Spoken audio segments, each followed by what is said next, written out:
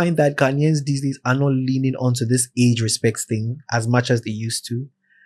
Because, you know, in the past, how dare you as a young person have opposing views and share them? But I see more of that now. Yeah. Are we losing that whole... No, respect? I like the fact that people are like, Gen Z, oh. Gen Z. Don't you find it interesting that the older people will say Gen Z and say that's how they are? Mm-hmm. Right. Oh, we did not get that. Yeah. We did not. And who is we? I'm Gen Girl, Z. bye. Sorry. No, but I think it's also because of how fierce Gen Z people are. Like, you can't tell them anything.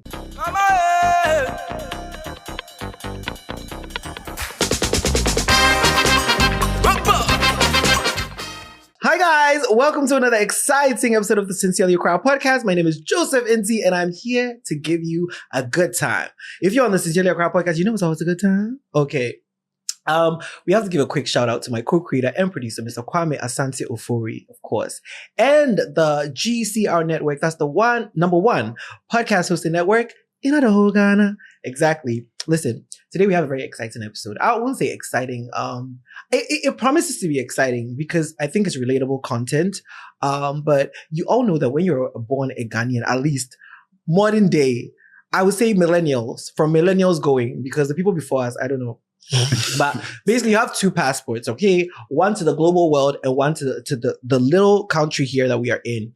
And so you're literally navigating, okay, what's cool to the world versus what's cool to Ghana. And what's cool to Ghana is like three. Like, I mean, you can't walk down the street with no dyed hair without people thinking that you're a hooker. In another part of the world, it's like a form of self-expression. I have red hair. Big deal. In Ghana, oh no, she a slut. You can have locks because you are gifted with hair, okay? And you just want your hair to grow. You're a guy. Just grow your hair.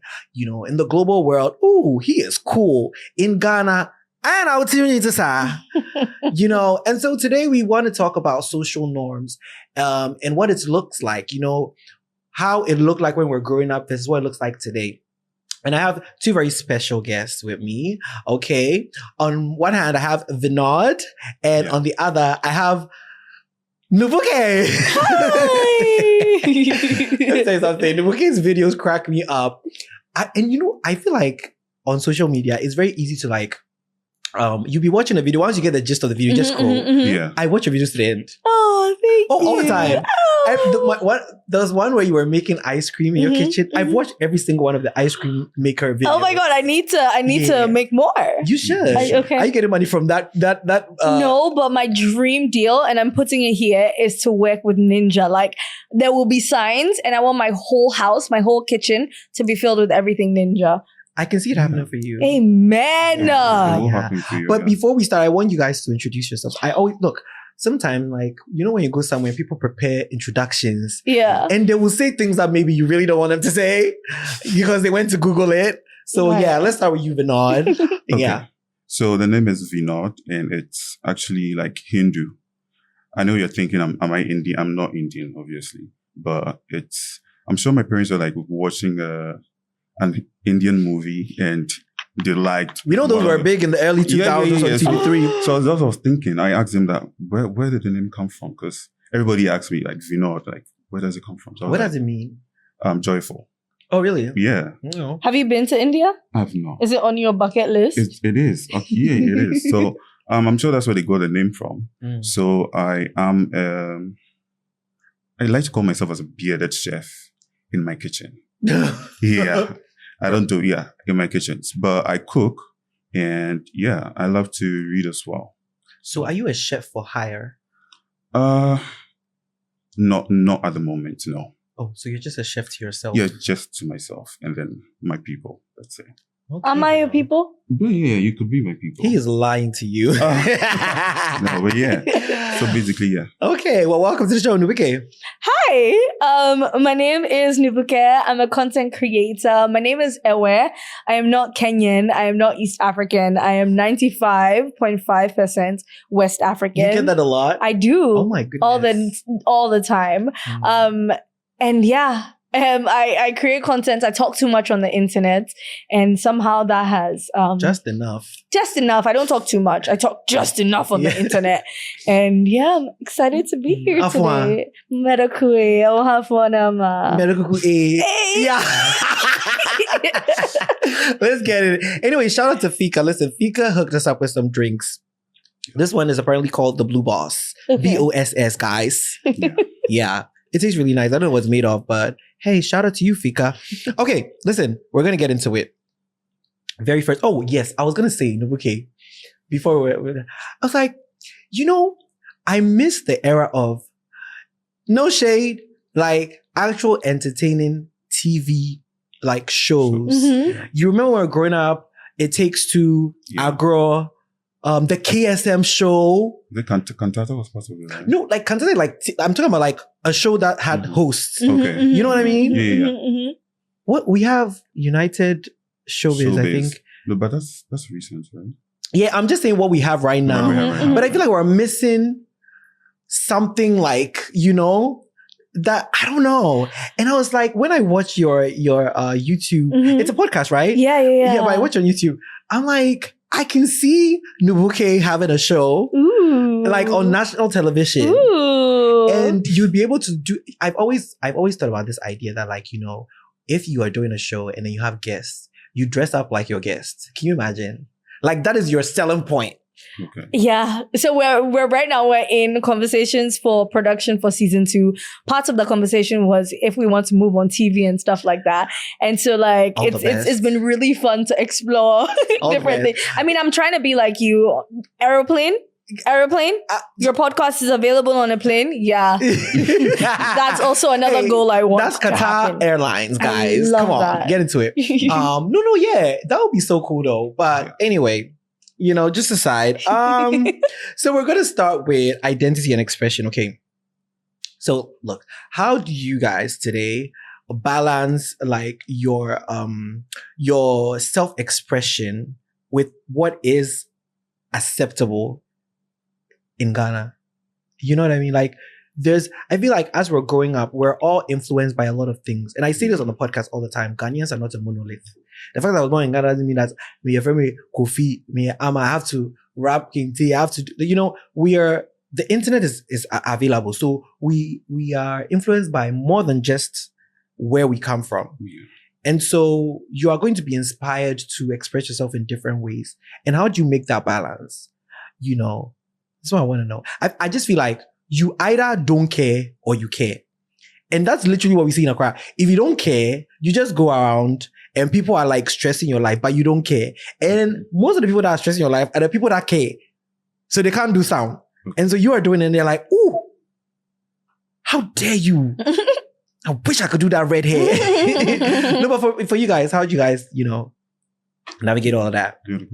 Anybody No, can you go. Go. No, rock, paper, scissors. Yeah. Oh, okay. Let's hear it. Quick. Come on. Rock, paper, scissors on 3. Oh, wait, no, wait. on 3. Okay. Okay. 1, 2, 3, go. No, wait, let's start. Okay. Rock. No, Yeah. 1, 2, 3. Yeah. First of all, don't try to take it back. We all saw the rock and the scissors. Oh, In fact, she's okay. going first. As a The criminal last one's going to be a activity. paper. Okay, Vinod. Okay, so for me, I feel like I used to be worried with what people will say. Okay. Mhm. So I mean I got these both piercings like recently. Reason being that I come from a really religious home, and your mom will see the piercing. She's and not be like, Hindi? She's not Hindi. Okay. No. He said they were watching Indian movies. Yeah. But she's not Hindi. So I got this things like recently, and I was like, fuck it. Like, I'm sorry.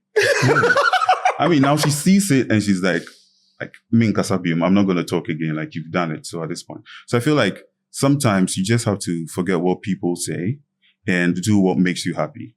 For me, I did it because, I see guys who have piercings and it's like, oh, I want to do that.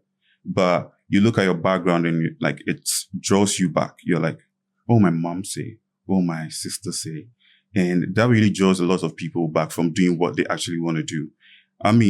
Dressing as well, when I was working with one of the companies that, I recently just stopped, but they give us the chance to wear whatever we like. You can bring piercings to the worksite. You see people with dreads and everything. And it made me like come out of my shell. I was like, oh, I mean, if I'm wearing an earring to work, that's cool. And then I'm able to like wear shorts to work. So, I mean, that also helped me like growing up. Shorts. Yeah, You don't have AC in your office. You have AC, but I know I'll be cold. Legs. Yeah, people want to show off legs. So like, yeah. So I mean, it also helped me come out of my shell to be able to have these piercings, and I want to get a tattoo too as well. So. Oh, okay. Yeah. You know the crazy thing though is like, I went to Johannesburg last year. We went to this marketing agency, and they're like, "Oh, the head of war is coming to talk to us." This guy walks in. He's wearing jeans and like a button-up shirt. His sleeves are rolled up. He's tatted. He has a ponytail. He has like. I'm like, head of what? My Ghanaian mind was like, I thought maybe he was one of the, but that is it. And I saw a lot of that in Johannesburg. Like the form of self-expression differs. Like there's this whole idea of like, cut your hair, look like this, look like this. It doesn't exist over there. And I was just thinking about it. And I was like, you know? But you know, that doesn't make you a bad person. In our parts of the world, they feel like once you have dreads, they profile you.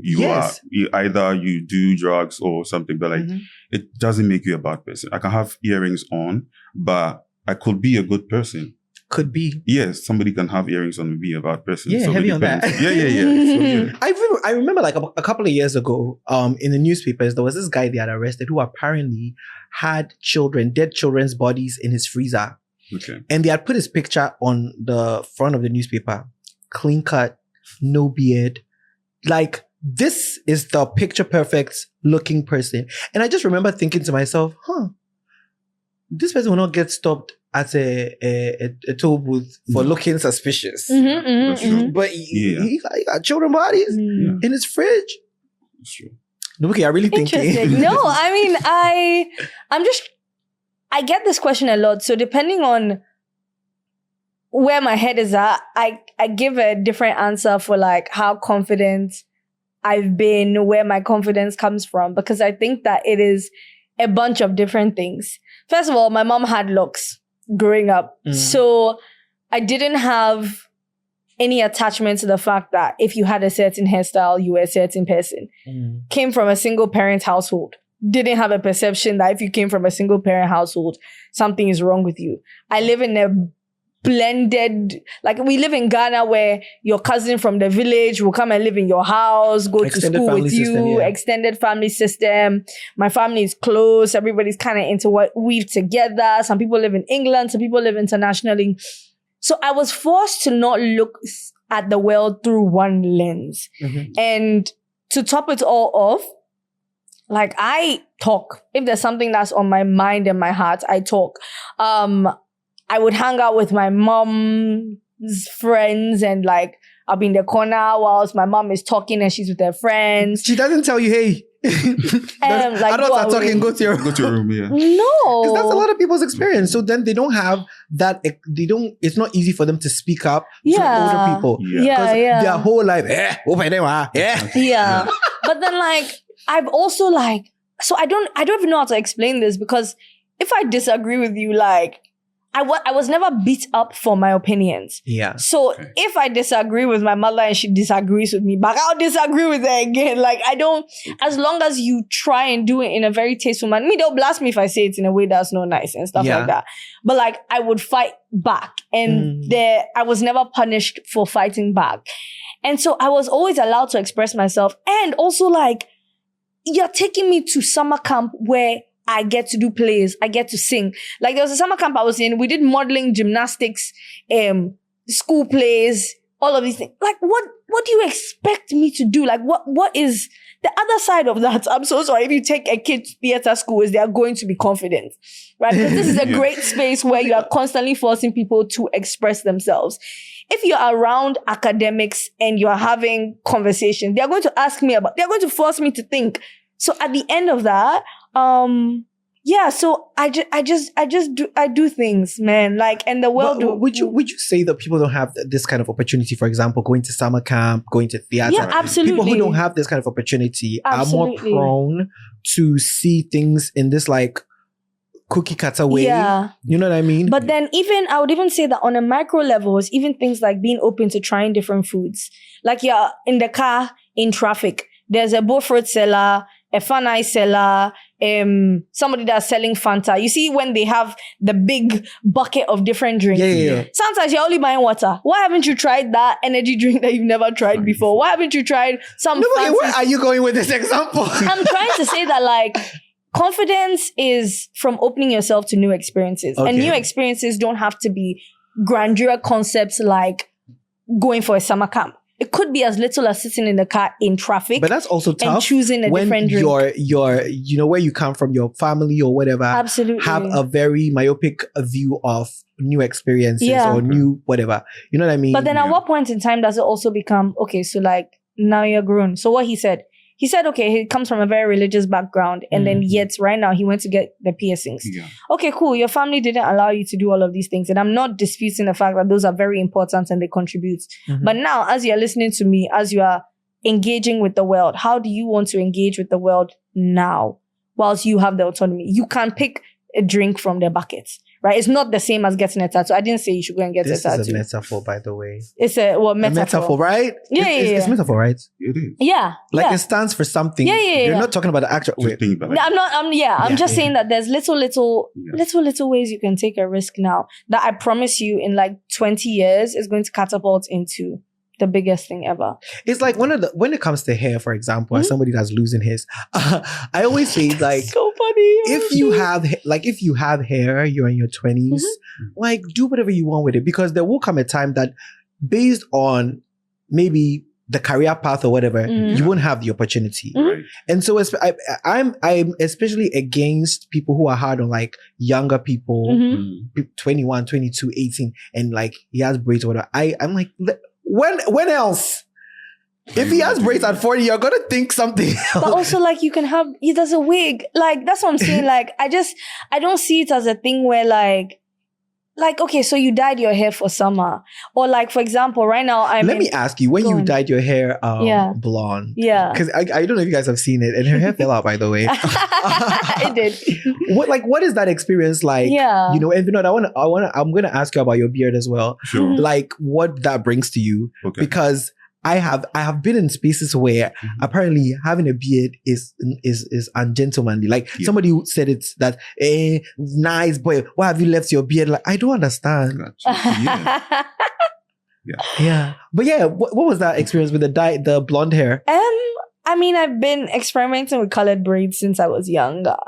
And then I wanted to go blonde because I think that a lot of Black women will go through a phase where it's like, should my hair be brown? Like, I love it. I love brown hair on Black women. Like, that's for all different skin shades. I love brown hair. And so it was like a natural progression. We're going brown. We're going blonde. You know, we want to experiment. And I wanted to try. Like, that's the thing. I wanted to try. If it didn't work out, then we could just go bald. Like, what was the reception when you go out? I don't know. Did you get stared at a lot? I get stared at a lot as a human being. As in Ghana, Ghanaians stare all the time. She's wearing cowboy boots, guys. I'm wearing cowboy boots, but like, I didn't realize this till somebody outside of Ghana pointed this out. Ghanaians stare a lot. Yeah, like, that's true. And so, like, I don't think because it was... if you don't fit the norm, like, that's it. Yeah, but like if you're doing anything, if you're running, they'll stare at you. That is not the norm. Oh, it's a new age thing. If you're from the gym, you're wearing like your gym clothes. It's not the norm. Okay, like let me tell you, this whole thing where you wake up at 5 and you see people running around. We not grow up like that, so people are not doing that. Okay. Okay, so it's very people look and say, that about our time. What time? You know what I mean? So they are looking at you. Oh, Ghanaians will stare at you. That's crazy. Yeah, Vinod, what's like the reception been to your beard? It's like a 50-50 kind of thing. People like it, people don't. I met a girl recently. She was like, your beard is too much. I feel like if this is too much. This is not too much. This is not too much. There's sometimes I've seen that me myself. I want to cut it. So like, I'm like, it's too much. Yeah, this is too much. And then she said my mustache is too much. What was her reason for not liking it? It looks bushy. Yeah. Oh, okay. Yeah, it looks bushy for her. At that time you hadn't combed it? Oh, no, I'd come. Oh, what do you mean? I'm just asking. Listen, hey, the danger of a single story. So you had combed it out. I'd combed it out. Yeah. And she said it's bushy. I'd even like moisturized it and everything. Sir. Yeah, it was looking like Maybe all it's a lack of sorts. a vocabulary. Probably. Yeah, she didn't. Yeah, because I was like, that's really shocking because I don't have like a lot of beard for you to say, oh, it's too much.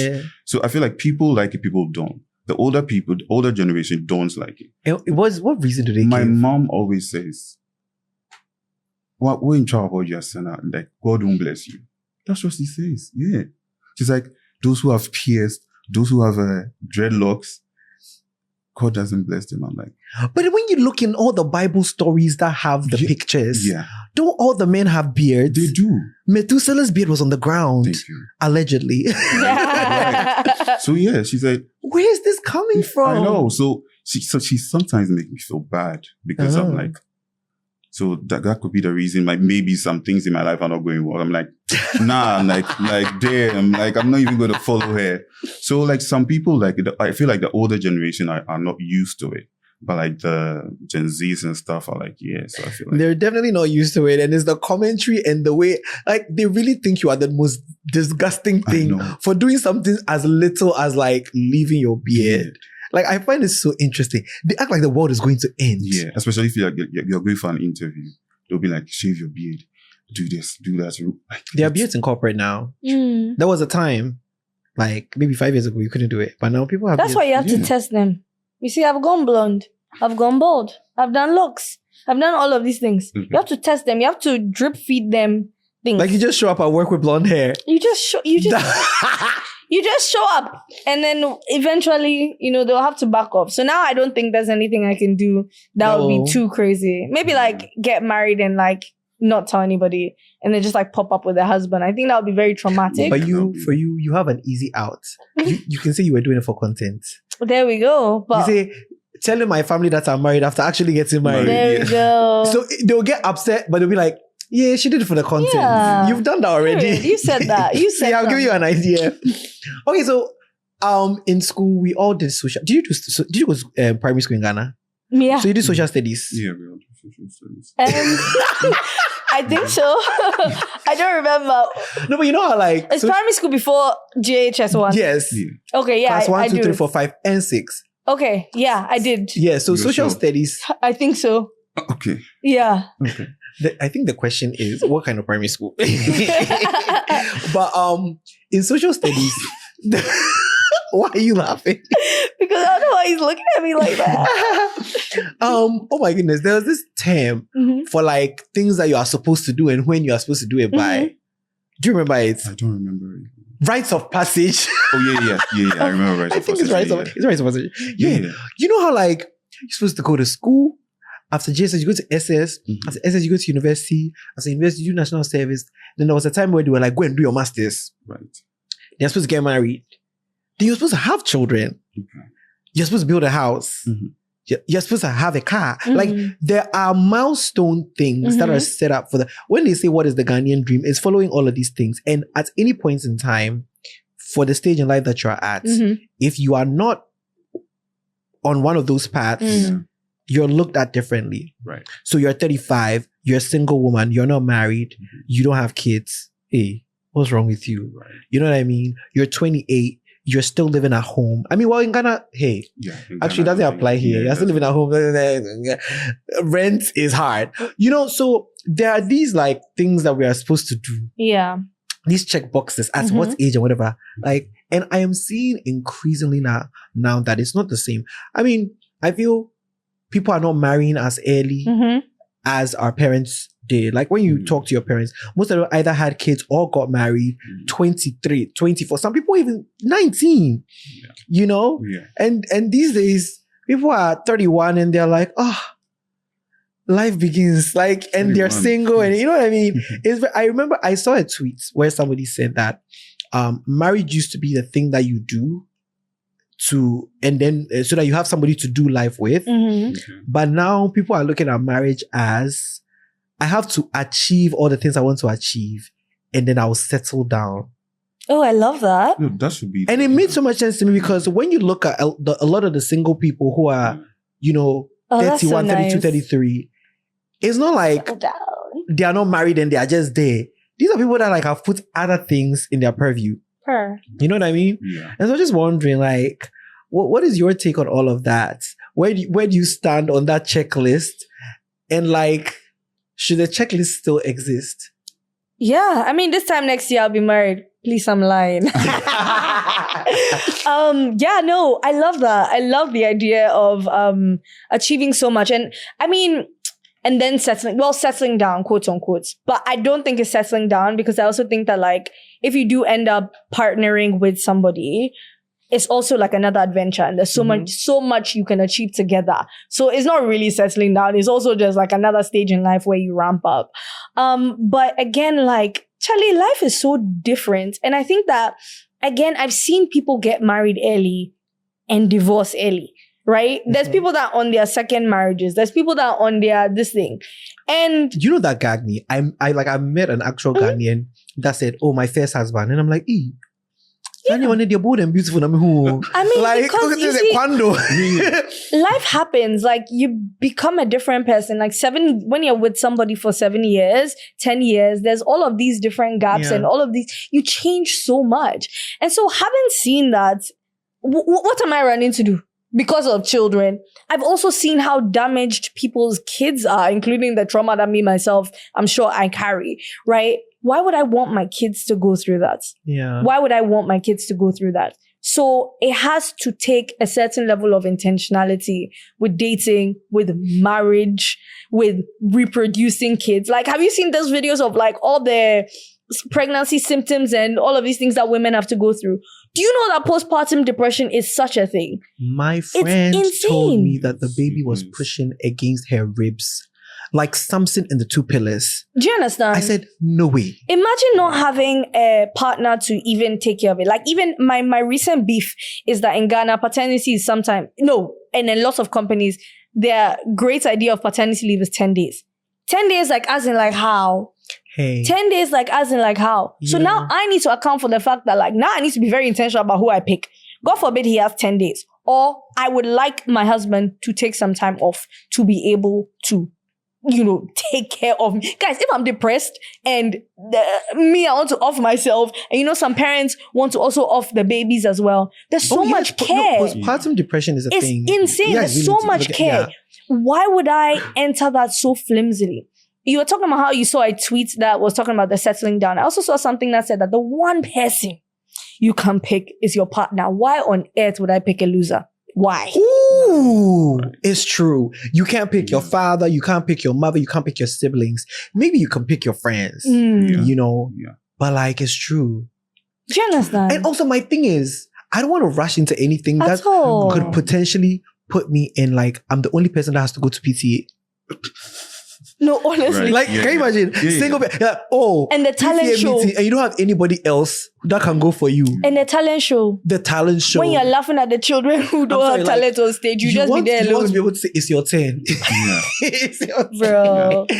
But we were recently talking on Spaces, essay Spaces last week. And we're talking about the fact that a lot of people, when they think about having children and you ask them why, you realize that they want it for, like, I don't want to say selfish reasons, because inherently we're all selfish, but it's like they want it because of what the child can do for them. And I'm wondering how many people actually think of what they can do for the child. You know what I mean? Yeah. Because you have to think about it. Like, if you okay, I'm married. The next step is I have to have a child. Yeah. Like, first of all, where are we in life? Right. Can we, like, give this child the kind of, like, Do you understand? we also have this thing, where it's like, I went through it, so you also have to go through it.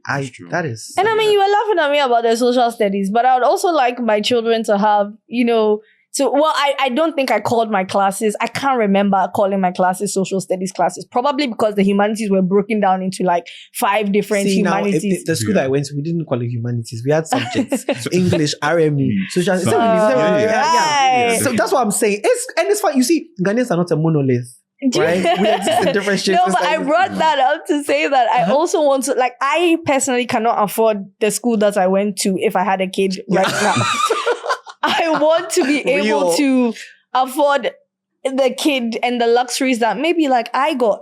right? That allowed me to think the way that I think, which is how we even started this conversation, you know? And so I understand, and that's for the marriage and the kids side of things, but different parts of like, guys, I want to be at my job for 5 years. Like the kind of money I want to make, like even before children, even before marriage, I want to have plenty money to be able to spend. Right now, I'm learning how to invest. They say you have to invest half this percentage. Some of it you keep it for yourself. Some of it you travel. But who told you that? My job. Okay. You know, and stuff like that. And do it in balance. You know, and balance requires time and steadying. And so the timelines, they throw the time off, man. Throw the timelines away. Vinod, so I mean, when you see people getting married, when you see like all of these like social media, people are getting married, right? Yeah. What kind of mind frame are you in? Do you see it and say, "Oh, nice for them," or do you see it and say, "Is this like marriage? Like, they don't even like each other. Why are we doing all of this?" It depends. I feel like for me, I like a private life. Okay. So I see all those things and I'm like, are they actually happy? Because to have all those people in your face, like, I mean, I don't want to mention names of like weddings and stuff like that. But like, I mean, some weddings are very private, which is good. Because I feel like I want to see the people close to me over there. I don't want to see the people close to me that are close to them, that are like those, that long thing. No. I don't know you. So it should be private. So when I see it, it depends on which like video or picture I see. But I mean, I'm definitely happy for them. But I feel like what has influenced marriages like recently is like family. I feel like your mom will be like, I have a friend whose mom is like pestering her to get married. She's like 33. She's like, why are you not getting? She goes into this relationship. And then because she wants to get married, she's like, let me just take this person. So would you say a lot of people are also like entering relationships because there's pressure from the... Yes, 100%. Oh There's my. pressure. Yeah. You know, that could explain why people don't like the people they are with. You know, the people It's like, I'm just doing the thing for my family. For my You come to family, stress me. Yeah, that's true. Okay, I've clocked it. That's why we're suffering. That is why the dating pool is shit. True. They are not willing participants. No. Yeah. I mean, I think they're not willing with Vim. It's like half-hearted. Do you understand? Instead of like full... Yeah, it's like passion. there's a means to an end here, and it's not even like loving you. Exactly. It's just to get my family off my back. Yeah. And so they think that they're just going to marry you, and then now they can just do them. I mean, it works though. You get your family off your back, and guess what? You can now go outside of the marriage and do all of the things you really want because you have a front. Oh my God. So that's a very big factor, Yeah. Family, yeah. Mm-hmm. But you know, as like, you know, single and married, do you have children? As single and married and without children, like when you see people in your year group or your mates doing some of these things, do you ever feel away? Do you feel like, oh my goodness? Yeah, I feel like I feel like Makechi. I feel like I'm left behind. But then again, I'm like, I don't want to rush into anything that in the long run, I'm gonna like divorce or something. I really want to take my time and like meet my person. If it's going to take a while, like, I really don't mind. Because at the end of the day, you're going to live with a person for like eternity. Yeah. So you don't have to rush into anything that you feel like you're not sure of. I have a few friends who were together for 9 years before they got married. Yeah. So, I mean, you can be with your person for a while, study each other. I also know a couple. They were together for 11 years. And they broke up. Okay. That's wild. Can you imagine? Yeah, that's wild. No, this is from SHS, right? So they're not that old. But like, can you imagine you were dating somebody for 11 years? No, I don't like, no. Do you know, yes, leave them. Leave them. And the reason I'm saying this is because there's a lot of people that stay in relationships. And because of time, this same conversation that we're having, they stay. Because we've been here for 11 years. Who am I going to date next? Who is it? Leave them. Sunk cost. Leave them. Sure. No, but I'm just saying that you can also like dedicate all of that time and it won't lead to a marriage. Yeah. And that should be fine. It should be fine. That was the phase in life. This person took you through high school to whatever. You saw things a certain way because of this experience. And now you're ready. And maybe your next thing, if you want to get married, might even just be 2 years or 1. But I think that's very traumatic to be with somebody for like 11 years and just like... Leave them. Yeah. Your life is not all just breakups are going to, you know... sting a little. Okay. Leave them. I mean, I see what you mean. Oh my God, by 11 years, you and the person will be the same person. Yeah, it's too much. Yeah, and it's going to be scary when you're going to split. But if that is on your heart and that is not your person, leave them, just do all of this self-discovery that you might not have been able to do on your own. And you'll figure it out. Like life will work out. Life doesn't end with one person, right? Because I also don't want people to attach themselves to people in the name of 11 years. Okay. Do you know what I mean? Yeah, no. So how do you guys navigate like some of these check boxes with regards to your parents asking about them or like, you know, I would say I like traveling. So every now and then when I have the opportunity, I will jump on a plane because sometimes you have to go and see how people are living on the other side. Yeah. And my dad will always complain that I have not built a house and I'm spending so much money on plane tickets. And I'm like, okay. Like also plane ticket money does not build a house. Yeah, fair enough. Fair enough. You know what I mean? Yeah. But for me, it's also like I'm doing a lot of things. And for me right now, building a house is not something I want to put on my plates. Yeah. Yeah. You know what I mean? But then the fact that I haven't built a house doesn't mean that I cannot travel. Yeah. So sometimes it's just very interesting because for him, he also did some traveling, but it was strictly for work. My dad, when my dad leaves the country, he's working. He does not understand the concept of leisure. Especially when you haven't done a lot. Yeah. He can do it now and say that, oh, you know. And so sometimes I'm just like, it's a constant, you know, it always helps when you don't live with them because it's just a conversation. So how do you navigate? Because I mean, it may not be marriage, it may not be children, but it could be other things like the way your mom is talking about your beard and stuff. Yeah. How do you manage some of these checkbox things that you're supposed to do in relation to your parents? Okay, so I feel like I've gotten to the point where I don't really listen to her anymore because she's always like on my case. She's always like literally shave your beard, do that, do that. So I feel like I've gotten to the point where I don't really care about that anymore. If she obviously talks about marriage and I'm like, I'm taking my time, obviously, because I don't want to rush into something that at the end of the day, because you are the one going into the marriage, not your parents. So you have to take your time and then make sure that you find the right person. So I'm like, no, I'm not going to listen to her again. So that's how I'm like navigating through this. Because if I am to go by what she wants, then I mean, I would have married somebody that would be fighting by now. So, and you still live at home, right?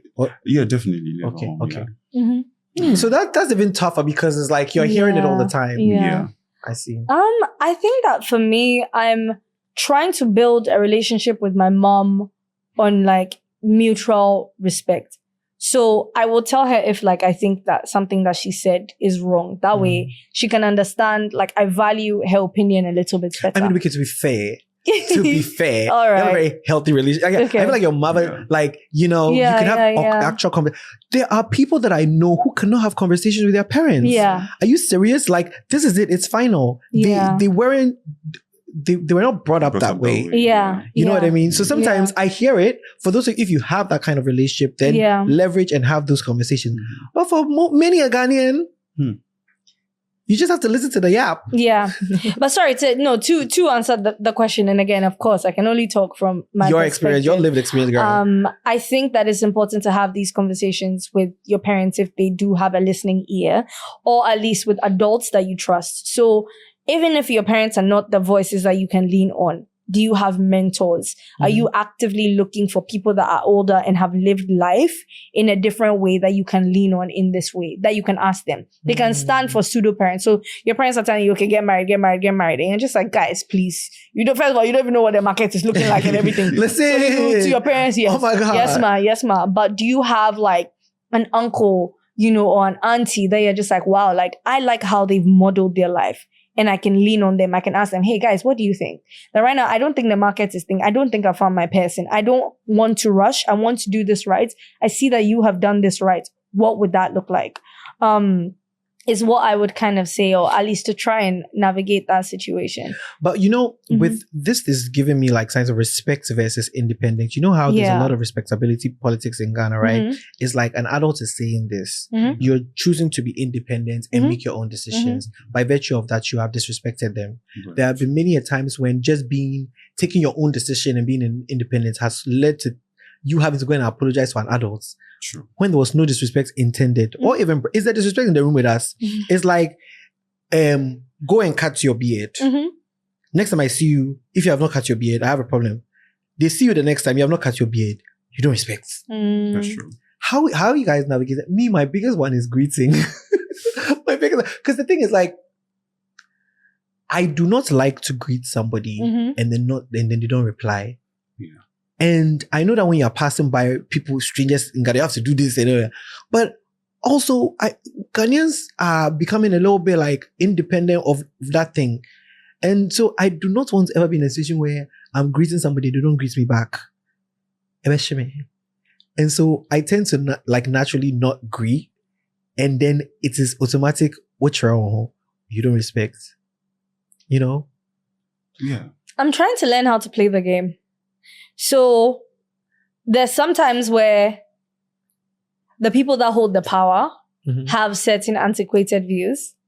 Girl, tell us what antiquated means. Sorry. There's people that hold the power that have such old opinions and old views. Renaissance views.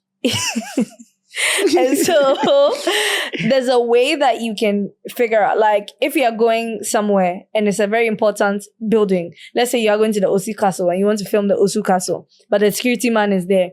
You think you want to enter and he will allow you to film the castle if you have not greeted him. Yeah. That's somebody that you need to greet, right? Or that's a game that you would have to play in this way to be able to gain access to this space.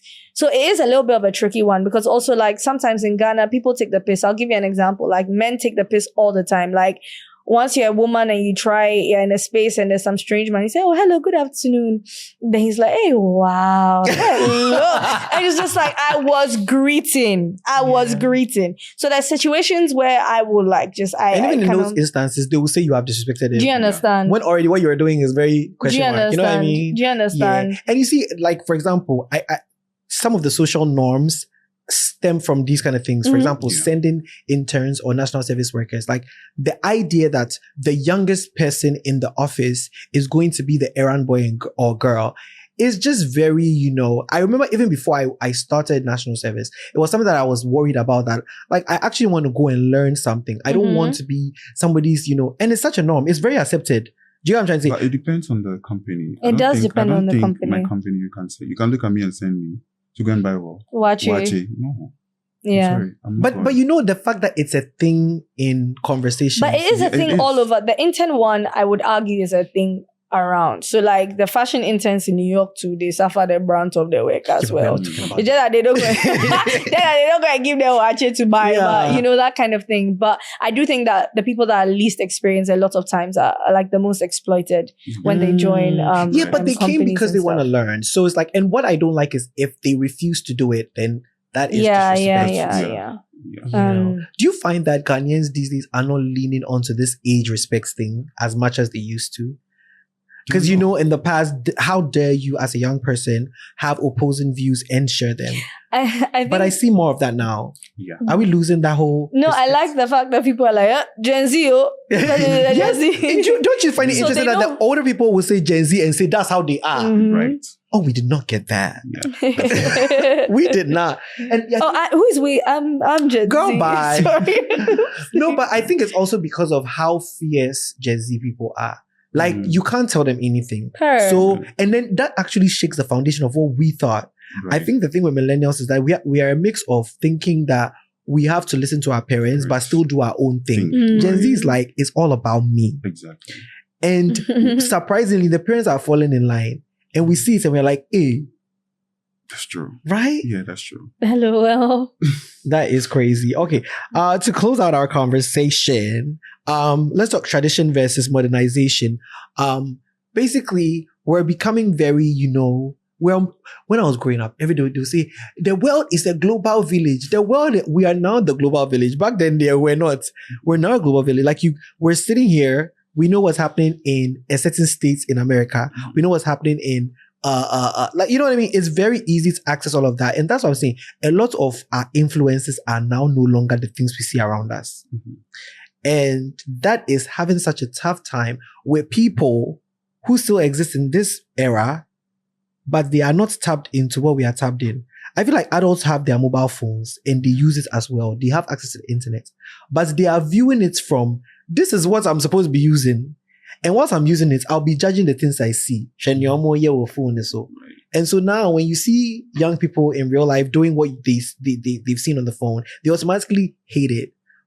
They don't like tap in to understand, okay, what culture is this? Where is this coming from? You know, how do you think this is going to play out in the years to come? Because Ghana today is very different. I don't necessarily think that I think that the globalization of the world means that we're exposed to different cultures and different things. And my first thought isn't automatically that it's a bad thing, because it means that maybe people's parents aren't like my mom, but they see how my mom and my grandma react to me. And so they think, oh, okay, maybe somebody dyeing their hair isn't that big of a deal. You know, they get to see what wealth looks like. So they understand that if their kid comes and says, hey, I want to be a singer. Oh, okay. Maybe we can allow they've seen you Burna to do Boy and that. his mother. You know, they've seen Black Sharita. So they've seen it's Ira now they Star's have a little mom, bit more, context. So at least for the benefits of that, I think that having access to your phone, the only thing we need to figure out is the deep fake and the lies. Oh my God, the WhatsApp chain messages. Yep. But for me, at least from the perspective that I'm looking at, is what good can that do? You know, and how can we capitalize on the good?